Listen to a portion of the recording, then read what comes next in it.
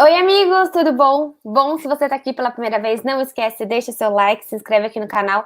E aqui do meu lado, nem precisa de apresentação, mas sou uma pessoa muito educada.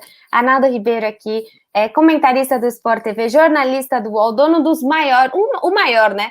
O maior podcast de futebol que precisa de uma santista, né? Eu acho que tem muito São Paulino, corintiano, flamenguista, o posse de bola, e também dono do canal Arnaldo Tironi. Então, muito obrigada por estar aqui com a gente e poder falar um pouquinho da sua experiência com o Diniz, que você não é o maior fã, né? Uma amiga em comum nossa chamada Larissa Mendes Pires falou para mim que você não é o maior fã do Diniz.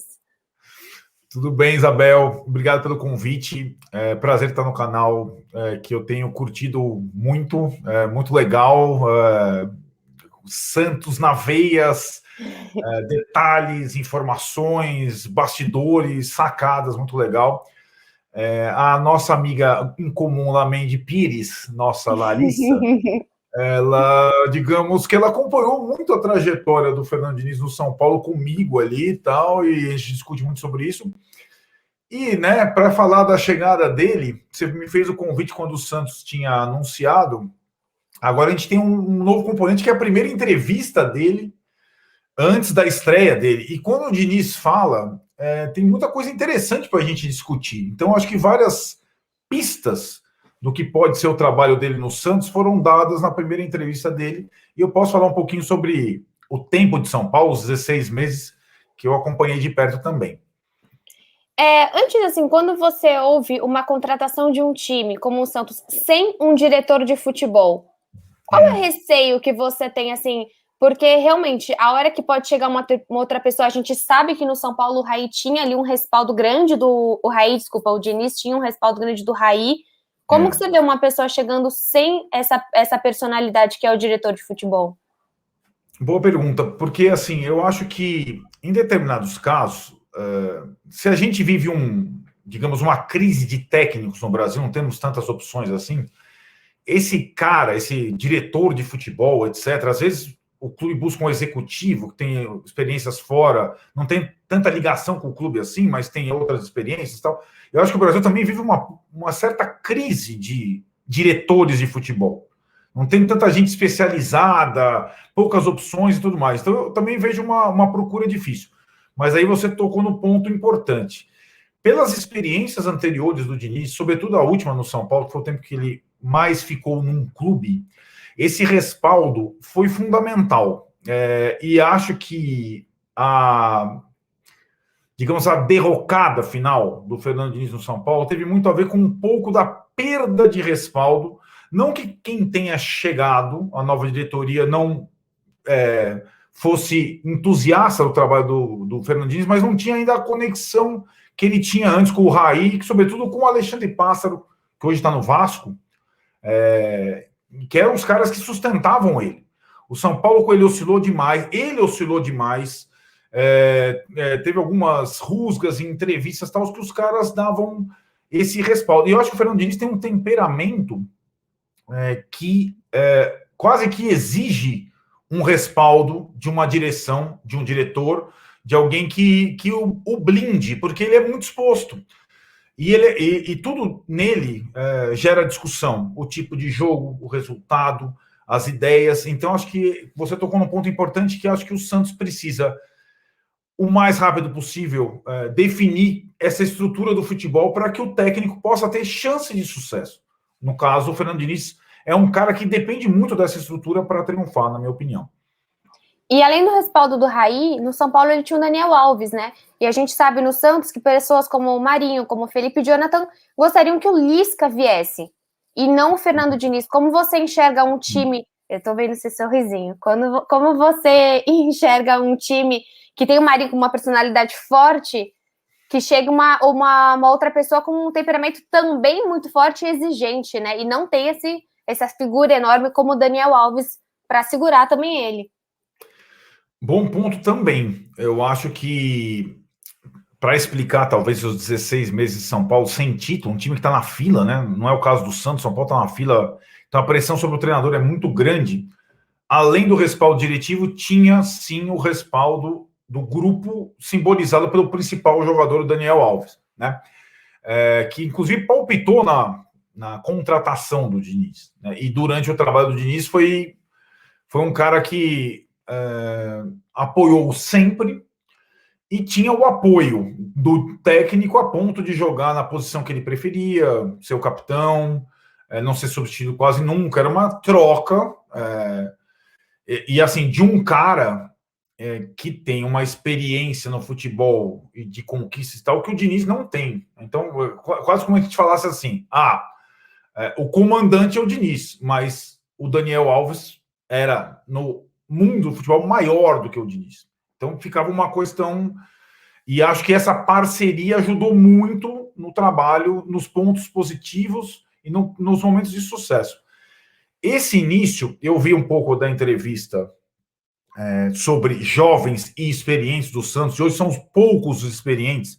Hoje acho que o Santos tem um jogador simbólico, que é o Marinho, embora o capitão seja o Alisson, muitas vezes, e o Alisson tenha as duas coisas. Ele já tenha uma certa experiência e tem uma ligação com a base, de alguma forma. Então, assim, ele é um capitão da casa, digamos assim, né? Embora o jogador símbolo para o externo seja o Marinho. Então, eu acho que essas primeiras conexões o Fernando Diniz tem que fazer para ter sucesso. Com o Alisson, com o Marinho, com alguns jogadores simbólicos que comandem a boa meninada que o Santos tem. No São Paulo, ele tinha também vários jovens jogadores, trabalhou muito com eles, promoveu a titulares, vários deles, mas sempre escorado nos principais, no Daniel Alves, sobretudo, um pouco no Reinaldo, um jogador no Volpi, eram os caras que davam o sustentáculo do Diniz no dia a dia, nos treinos, nos jogos. Então, acho bem importante. São bem diferentes, né, os perfis de Lisca e Diniz. Eu entendo quando... O Lisca, acho que é um personagem assim que desperta curiosidade pela maneira visceral que ele vive futebol. Não que o Diniz também não tenha essa característica, mas acho que é um pouco de uma outra forma. Mas acho fundamental ele estabelecer essas relações logo de chegada, com o Marinho, com o Alisson, com alguns dos líderes, para que ele tenha o vestiário nas mãos, né? Pelo menos nesse processo que me parece, se não idêntico, com algumas semelhanças de quando ele chegou no São Paulo, com as perspectivas de pouco investimento, né? Os problemas que o Santos tem para contratar de orçamento, guardando as proporções, o São Paulo também tinha quando ele chegou, só que o São Paulo já tinha assim investido bastante quando ele chegou, né? Então, assim, quando ele chegou, já tinha o Daniel Alves, já tinha o Juanfran, já tinha fulano, e o recado foi, Diniz, a gente não vai contratar. A gente está com problema e tal, e ele conseguiu levar com essa situação, com poucos reforços, pouquíssimos, dos 16 meses. O problema é que ele está chegando ao Santos com as baixas recentes sentidas, né? Veríssimo, Pituca, Soteldo, que eram caras chaves num time e que agora está passando por um processo de reformulação com muito menino precoce, ganhando muito espaço, até por necessidade nesse momento, né? E uma das questões da torcida do São Paulo era muito, talvez, uma teimosia no mesmo estilo de jogo. Eu acho que hoje, se acompanha a coletiva, ele foi até meio interrogado, né? São até meio perguntas um pouco mais agressivas sobre estilo de jogo, sobre temperamento. Eu acho que as duas coisas ficaram muito marcadas, né? A questão com o Tietê e algumas teimosias dentro de estilo de jogo. Você acha que o Diniz é um profissional que você enxerga que ele consiga evoluir nesse estilo também? Porque no Santos, por mais que eu vejo, sim, capacidade do Luan Pérez e do Kaique fazer esse trabalho, a gente só tem o Luan Pérez e o Kaique. Se você for para o banco de reserva, você não tem como repor essa zaga. Se ele quiser trabalhar com 3 zagueiros, você não tem esse terceiro homem para trabalhar com ele. Então, você acha que é possível uma evolução de um estilo de jogo? Isso eu também esperava esse tipo de questionamento na primeira entrevista. Tenho curiosidade das primeiras partidas, de como ele vai, digamos, armar o time. Acho até, Bel, que a primeira partida é muito semelhante com a primeira partida que ele teve no São Paulo. Ele estreou no São Paulo contra o Flamengo do Jorge Jesus no Maracanã, sendo apresentado na véspera. E contra o Flamengo do Jorge Jesus no Maracanã, o time do São Paulo foi, sobretudo, combativo, objetivo, não rebuscou, não ousou, não inventou, não firulou. E acho que vai ser a tônica da partida com o Boca, que é uma partida-chave. O Boca não é o Flamengo do Jesus, mas é o Boca, tem uma camisa gigante, vai jogar pelo empate na Vila Belmiro. E o Santos o Santos não pode se dar ao luxo de rebuscar o jogo dele ao extremo, ao estilo Diniz na primeira partida. Não é a primeira partida que vai medir. E ele até falou na coletiva, né, Bel, que ele, aos poucos, ele vai implementando o estilo de jogo nos times que ele comanda. Foi assim no São Paulo e acho que vai ser assim no Santos.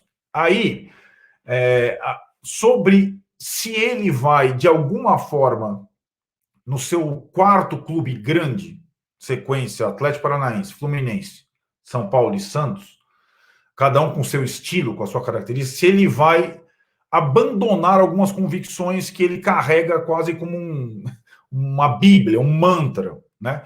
Que é a questão da saída à la futsal, que é a questão da posse de bola, mesmo que ela seja defensiva, o jogo curto, sem bola longa, várias características e tudo mais. Eu vejo, depois da passagem dele no São Paulo, essas características que você bem chamou, você usou um termo que eu usava muito, teimosia. Essas teimosias, eu vejo que ele ficou mais exposto, e essas teimosias ficaram mais expostas depois dos 16 meses no São Paulo. Então, quando chega na Globo, eu vi o Caio Ribeiro, que é um comentarista que está quase sempre comentando jogos de times de São Paulo na Globo. Ou seja, o Santos, jogou no São Paulo, tá? E ele lá, no aval do primeiro comentário sobre a chegada do Diniz, ele falou: só espero que o Fernando Diniz não venha com a saidinha, tal. Então, assim, hoje, não sou eu, não é você, não eram os, digamos, críticos do Diniz que implicam com algumas teimosias. Eu acho que é a opinião pública em geral. Isso explica um pouco as perguntas da coletiva. Porque eu acho que ninguém joga desta forma. Você tem vários treinadores que prezam, sim, a saída de bola dos zagueiros, o goleiro com os pés, a transição com a bola, mas o tipo de saída e tipo de jogo que o Diniz emprega é único. É uma coisa que até os meias e atacantes têm que participar da saída de bola lá na área com o goleiro. Então, eu estou curioso. Eu acho que, pro bem dele, ele deveria fazer algumas concessões, abandonar algumas teimosias, mas teve algumas respostas que me deixaram ali, até as que questionam a saída dele do São Paulo por conta de algumas coisas, eu vejo nele ainda algumas teimosias que eu cheguei a comentar com o Tironi no canal, a gente chamava de soberba da derrota. Eu não vou abrir mão disso, mesmo que eu continue perdendo. Isso eu acho, cara, é quase um suicídio, eu não entendo por que isso. E eu senti em algumas respostas que ele vai ter uma dificuldade imensa em abrir mão de algumas teimosias, entendeu? Essa é uma questão para a gente observar com o andamento das partidas. E pelo menos, né, o Santos ele precisa contratar, porque o Santos ele acabou de ser liberado do transfer ban, só que ele está aí com o Barcelona e com o Krasnodar, podendo mais uma vez punir o Santos na FIFA. Então, o Santos tem precisa, né, uma obrigação de contratar agora, e o Rueda já disse que só jogadores por empréstimo. Quando você olha o futebol do Diniz e realmente a qualidade do Santos com um elenco muito curto, aonde que você vê a maior dificuldade que o Diniz vai ter, aonde ele acha que você vai ver contratações, realmente com um time que precisa de só, no máximo, empréstimos, né, porque não tem dinheiro.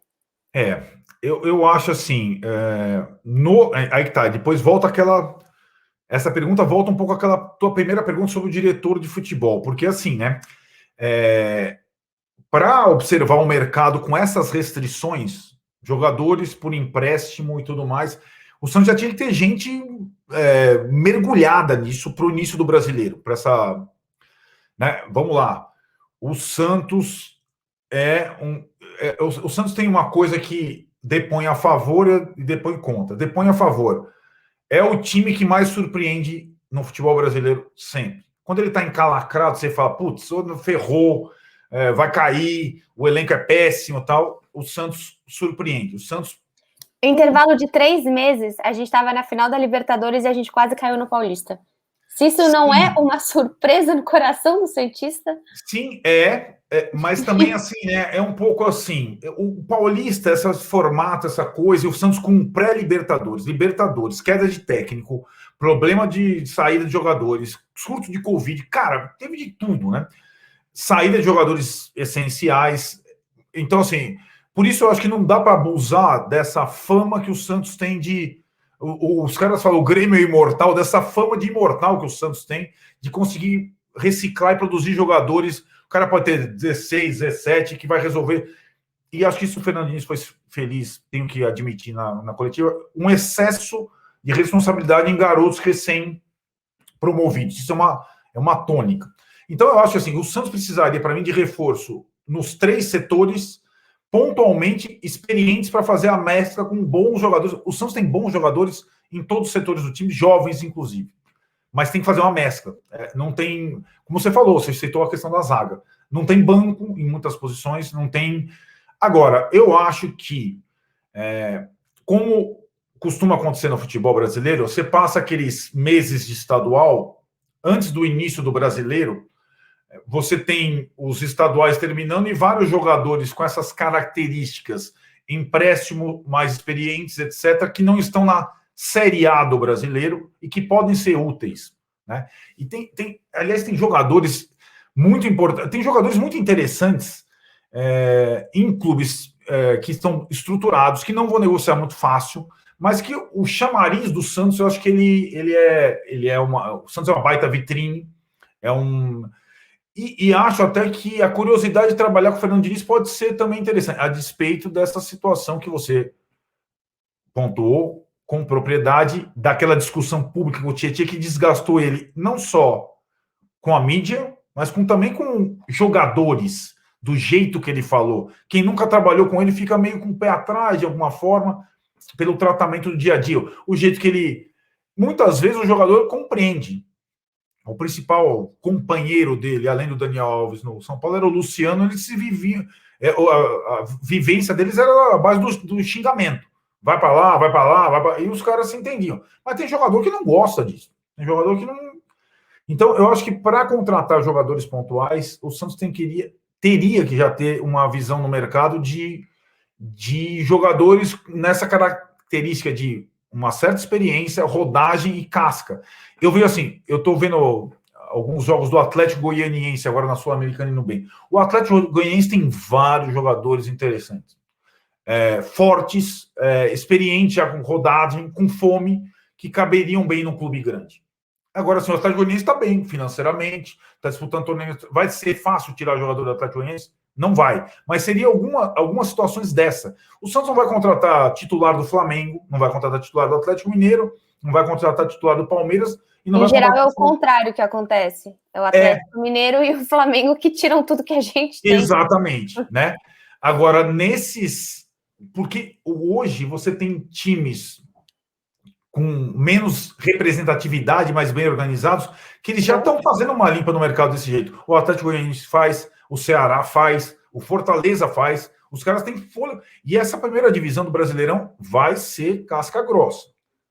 Como foi a outra, né? O Vasco e o Botafogo estão na segunda divisão. Eles não conseguiram, né? E o Bahia quase caiu com um orçamento grande. Então, é uma questão que o Santos precisa, sim, ser cirúrgico no mercado. E por isso é urgente definir o comando do futebol, né? Porque o Diniz diretamente, ele teve participação diretamente numa contratação do São Paulo, só que foi a contratação do Luciano, foi super importante, uma troca, mas o Santos não está na questão da troca, o Santos não pode perder mais ninguém. Não. Precisa trazer, né? Não dá para fazer ter o luxo de fazer uma troca, por exemplo.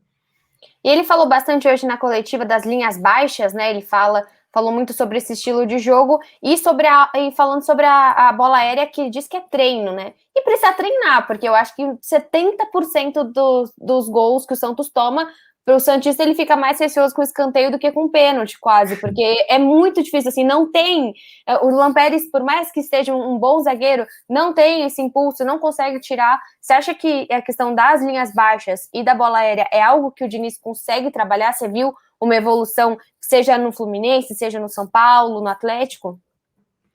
Você sabe que eu até considerava, e olha que o Volpi não é um goleiro que sai muito do gol, né? Porque às vezes a bola aérea, se você tem um goleiro que ocupa bastante espaço e sai socando, que seja, como o Everton muitas vezes do Palmeiras faz, o Volpi não tem essa característica. E ele, no São Paulo, ele tinha um time baixo. Ele não jogava com 3 zagueiros, como o Crespo joga. E quando ele tem aquele time titular, que era Brenner e Luciano na frente, quando sai o Pablo, nem o centroavante alto, que ajuda na bola aérea defensiva, ele tinha mais. O São Paulo era baixo. Mas não sofria tantos gols de bola parada, não. Ele conseguia trabalhar bem a questão da marcação por setor na bola parada. Eu acho que é uma coisa que ele...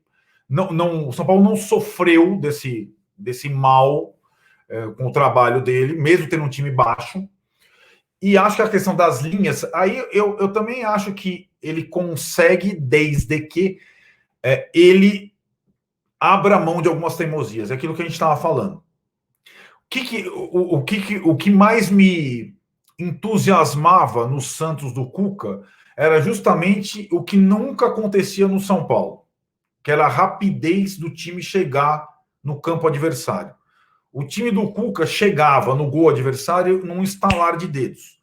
O time do São Paulo, para chegar no gol adversário, ele trocava 150 passes laterais e ia progredindo como sei lá, um enxame de abelhas.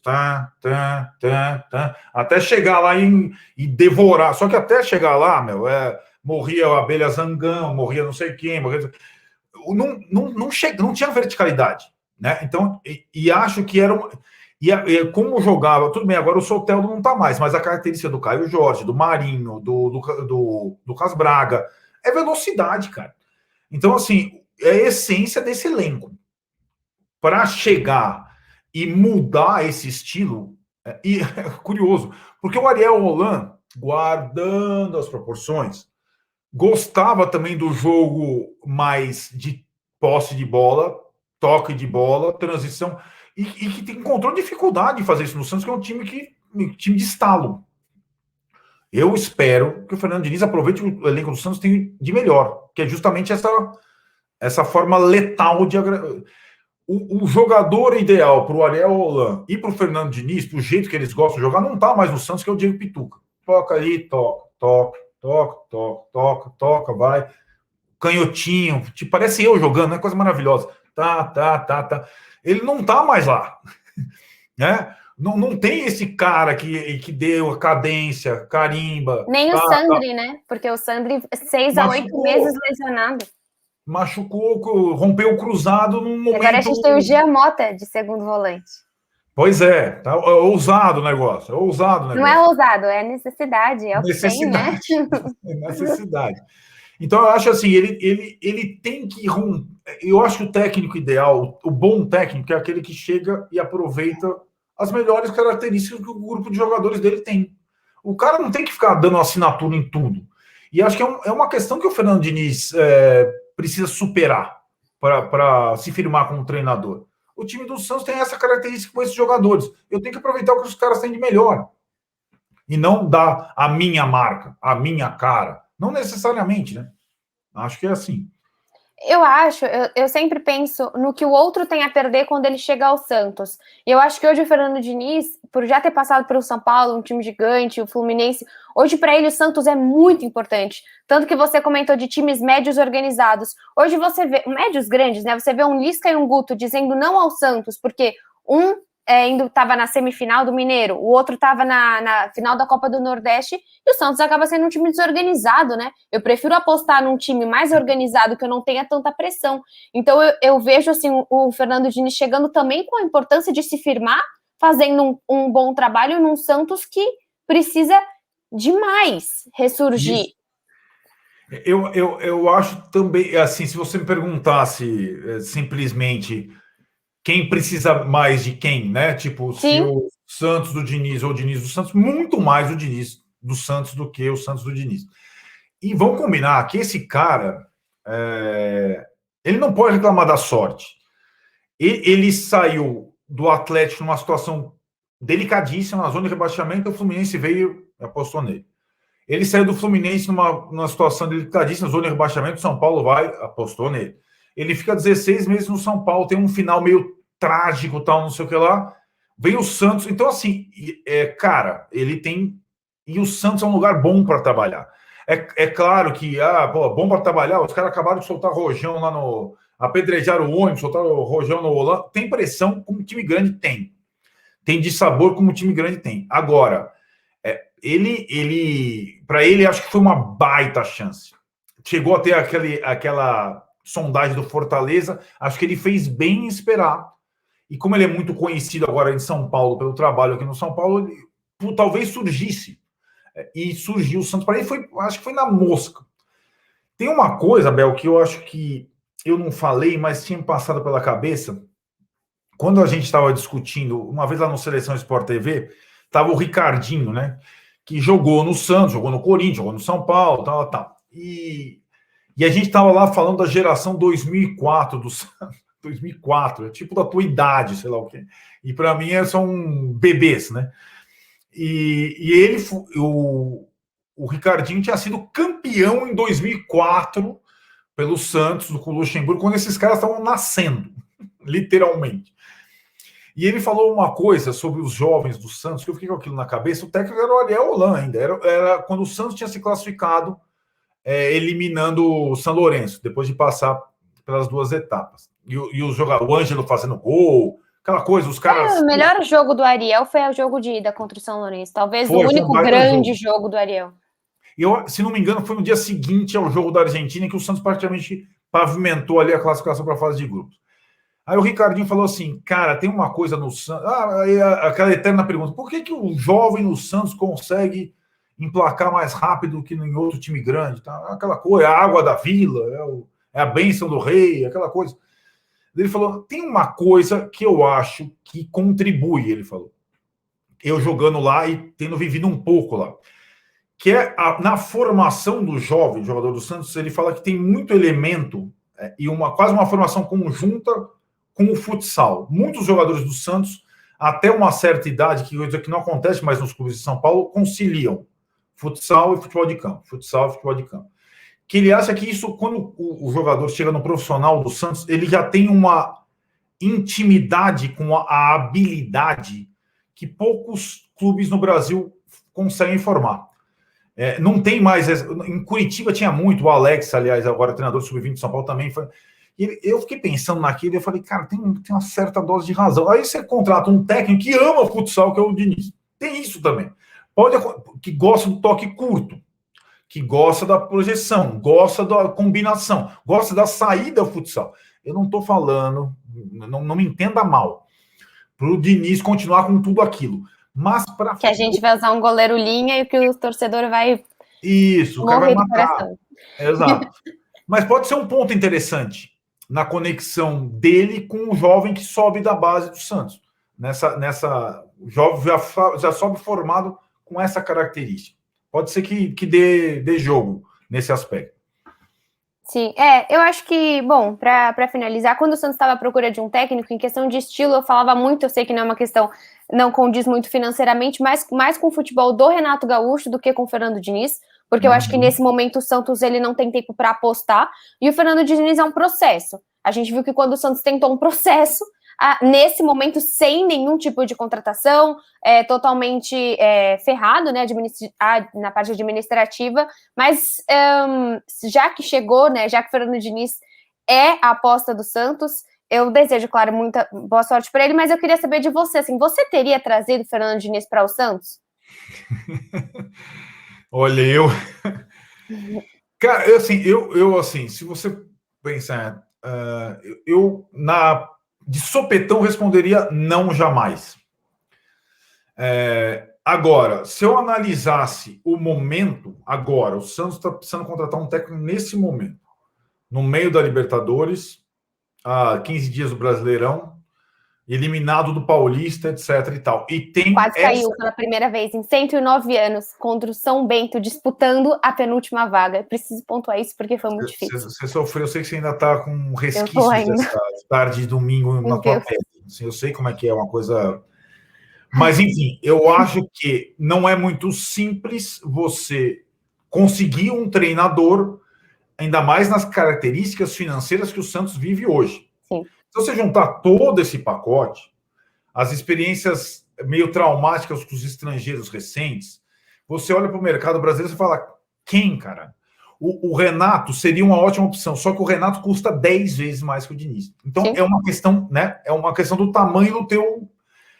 Foi uma das características, o São Paulo buscou o Diniz também pela questão financeira. E era um dos técnicos mais baratos da Série A do brasileiro. Quando você tem um orçamento assim, você precisa contratar jogador, eu vou investir não sei quanto num treinador, você tem que também ver o quanto que cabe na tua... Então, eu acho assim, pelas circunstâncias, e tendo o Grêmio contratado o Thiago Nunes, que era uma outra opção que talvez fosse interessante, que também não é um técnico muito caro, estava machucado, mas poderia, pelo que deu indício, oferecer alguma coisa. Eu acho que já está dando algum sinalzinho no Grêmio, que tá... Imagina, o Grêmio é um time em reformulação também, né, Bel? Tipo, sim, depois do Renato, não está na Libertadores, está não sei o que lá, e acho que o Thiago Nunes seria uma...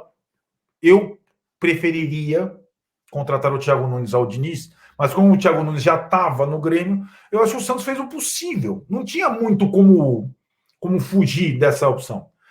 E acho que ele pode ter algum sucesso se ele abrir mão de certas convicções / teimosia e ter o respaldo que você tanto pediu lá na primeira pergunta. Não dá para soltar ele aí e se vira, porque ele não tem essa característica, né? Ele tem que ter interlocução, respaldo para a reformulação que o Santos pretende fazer nesses próximos ou meses ou semanas, já porque a competição vai começar daqui a pouco.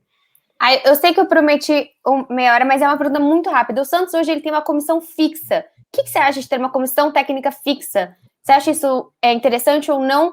Quando você tem sempre uma pessoa, talvez, na sua sombra, como a gente viu as últimas entrevistas do Marcelo Fernandes. Eu juro, essa é a última. Não, fica à vontade, está tudo bem. É boa pergunta também. Eu acho que o clube hoje que não tem, ele acaba sofrendo com qualquer imprevisto, né? Quando não tem uma comissão técnica fixa.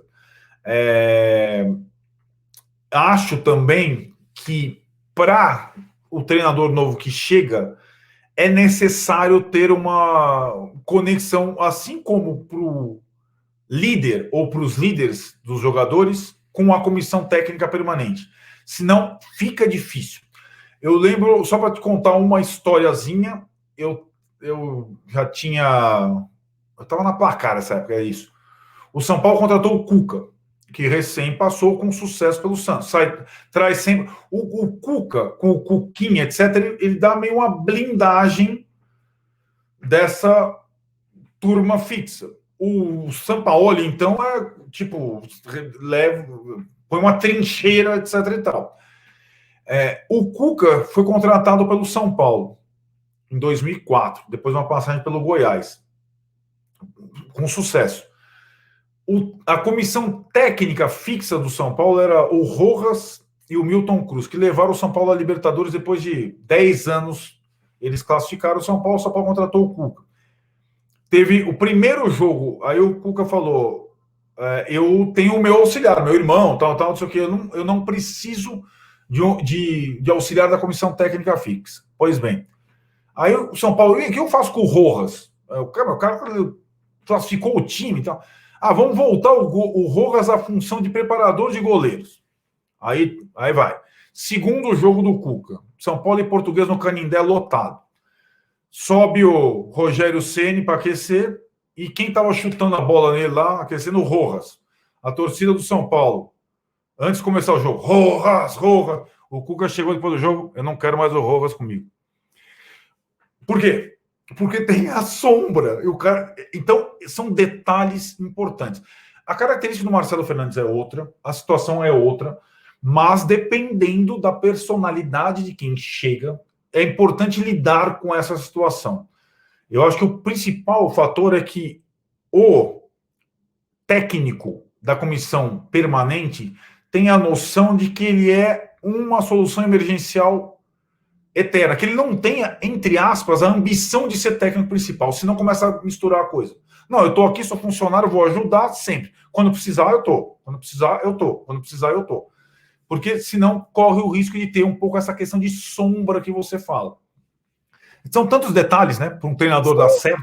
E ter a responsabilidade, né, Naldo? Porque o que o Santista sentiu foi que o Marcelo, na última entrevista dele, ele falou, né, várias coisas a gente não conseguia fazer com o argentino que chegou e tentou implementar a filosofia dele aqui. O time não chutava o gol, comigo ele chutou 22 vezes.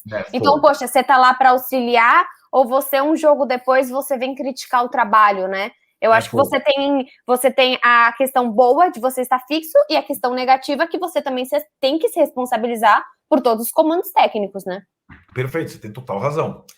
Então, como você falou, tem os dois lados da comissão técnica permanente. Tem o lado de você ter uma estrutura capaz de suprir qualquer emergência e a outra de ser uma sombra, de ser, muitas vezes, se não tiver uma conexão com quem vem, um obstáculo até.